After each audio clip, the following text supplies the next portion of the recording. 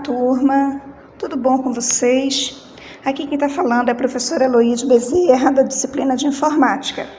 Hoje nós vamos tratar sobre as grandes invenções e o computador. A todo instante, novas ideias estão surgindo em todos os cantos do mundo. As invenções do homem servem para facilitar a nossa vida desde sempre.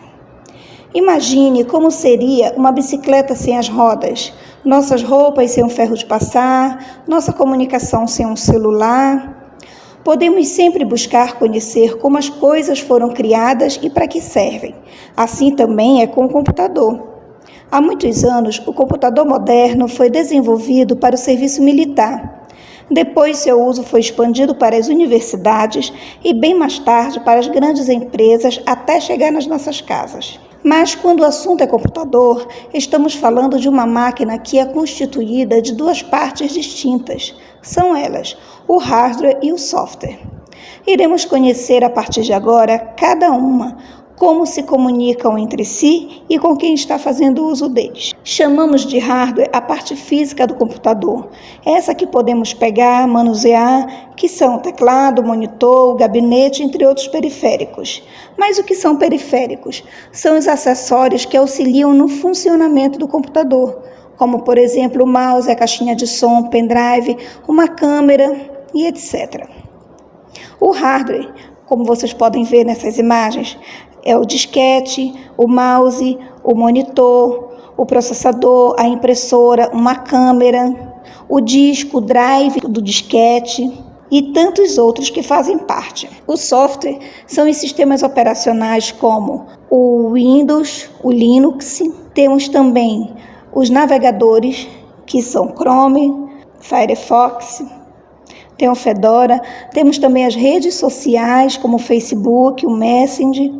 Temos os editores de imagem, de texto, como a planilha do Excel, temos o Word, temos tantos outros que aqui nessa imagem vocês podem ver.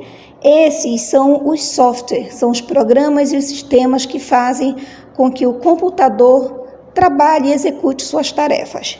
Trata-se da parte invisível ou lógica, que são os programas, como eu acabei de falar, para que o computador execute suas atividades de maneira eficaz. Mas vamos falar um pouquinho da história do computador. Em 1830, o matemático Charles Babbage foi considerado o pai do computador atual, com sua invenção 100 anos antes de se tornar realidade, quando criou o primeiro computador do mundo. O projeto de Babbage apresentava desvantagens, ora porque deveria ser mecânico, ora pela engenharia da época, que era precária.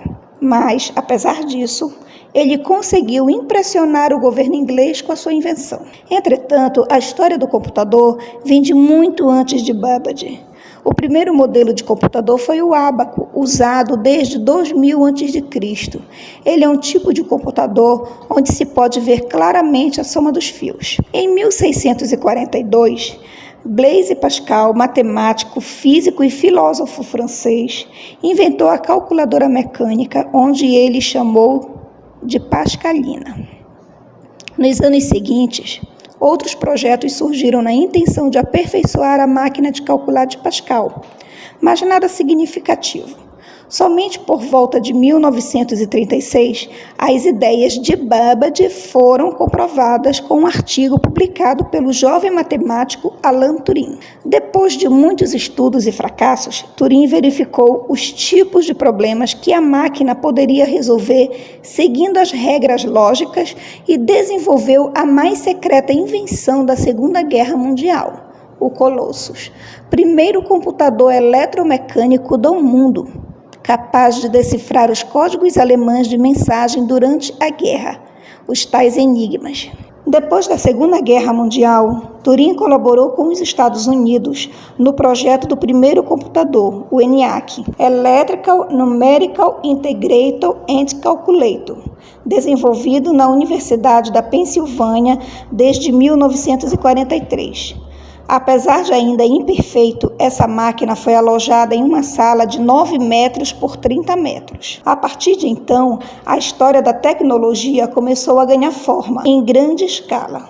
O ENIAC foi criado em fevereiro de 1946 pelos cientistas John Presper e John Mauchly, da Electronic Control Company.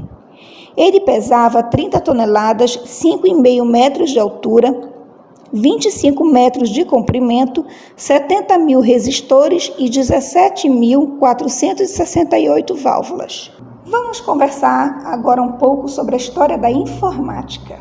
A história da informática vem de muitos anos e para compreendermos as mudanças e transformações que lhe deram vida, precisamos conhecer alguns fatos. Tudo iniciou em 1622, quando o matemático inglês William Oughtred desenvolveu a primeira régua de cálculo, sendo este um ponto de partida para a informática. Mas o que quer dizer informática? Informática vem de duas palavras, que querem dizer informação automática.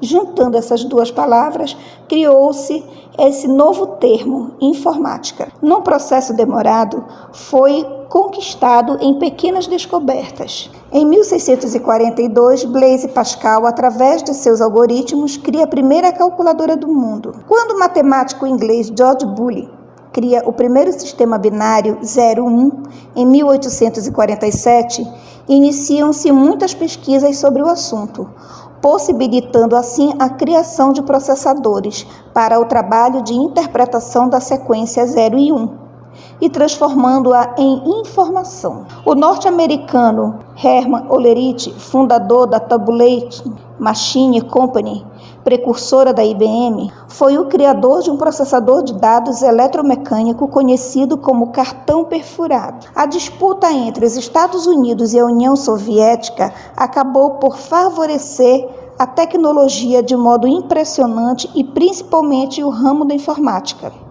Foi chamado a corrida espacial. Em meados dos anos 60, os norte-americanos criaram um Centro de Pesquisa de Tecnologia Avançada, o ARPA. Esse centro possibilitou grandes avanços. Um exemplo deles é a rede descentralizada que hoje é chamada de internet. A cada dia que passa, a informática vem adquirindo cada vez mais relevância na vida das pessoas e nas empresas.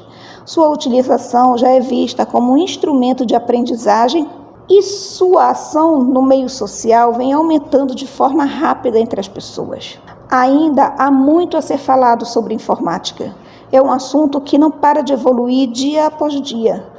Muitos que usam essas tecnologias de hoje não sabem tudo o que foi necessário para chegarmos nos computadores que hoje cabem no nosso bolso. Até a próxima aula.